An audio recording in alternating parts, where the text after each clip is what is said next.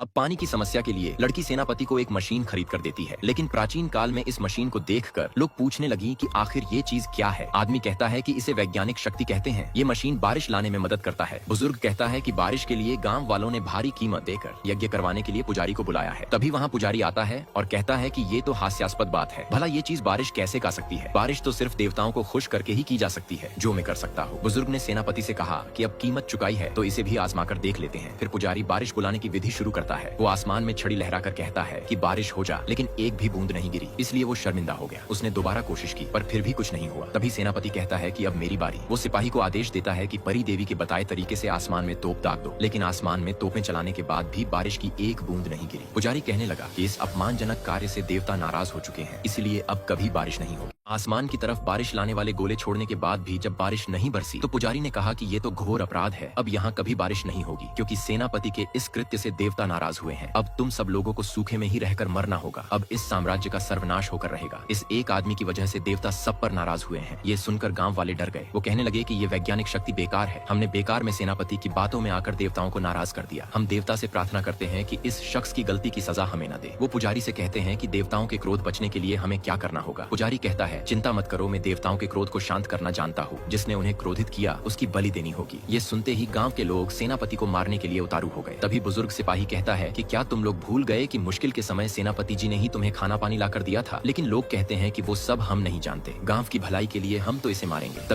दुश्मन खुश हो रहा था कि अब तो कबीले वाले खुद सेनापति को मार डालेंगे। उसके बाद वो राज्य पर हमला करके उसे हथिया लेगा। लेकिन तभी बारिश शुरू हो गई। कबीले वाले जो सेनापति की मारने पर तुले थे वो भी खुशी से झूम उठे और कहने लगे कि सच में वैज्ञानिक शक्ति काम आ गई। लेकिन पुजारी कहता है कि ये बारिश मशीन से नहीं बल्कि मेरी पूजा के कारण हुई है। मैंने ही देवता को खुश किया है। सेनापति कहता है कि जरा इन नमूनों के कुर्ते तो उतारो। उन दोनों की पीठ पर दुश्मन गिरोह के चिन्ह थे। सेनापति कहता है कि ये दोनों अपने गाँव के नहीं है, दोनों दुश्मन के भेजे गए जासूस है। साथ में ये पुजारी भी। दुश्मन कबीले में अराजकता फैलाकर हमें कमजोर करना चाहता है। उसके बाद वो वर्तमान काल में आकर लड़की का शुक्रिया अदा करता है, क्योंकि उसकी दी गई मशीन से बारिश हुई। अब वो खेती करके राज्य को सूखे से बचा सकेगा। तभी लड़की कहती है कि मैं तुम्हें एक बात तो बताना ही भूल गई थी कि बारिश के बम ज्यादा शूट नहीं कर सकते, नहीं तो बाढ़ आ सकती है। फिर जब वो वापस प्राचीन समय में पहुंचा तो सिपाही ने कहा कि शहर में प्लेग फैल गया है। सैकड़ों लोग संक्रमित हो चुके हैं। स्थिति गंभीर है। वेद बाबा उपचार कर रहे हैं पर उन्हें पता नहीं चल रहा है कि ये क्या बीमारी है और इसकी शुरुआत कहाँ से हुई।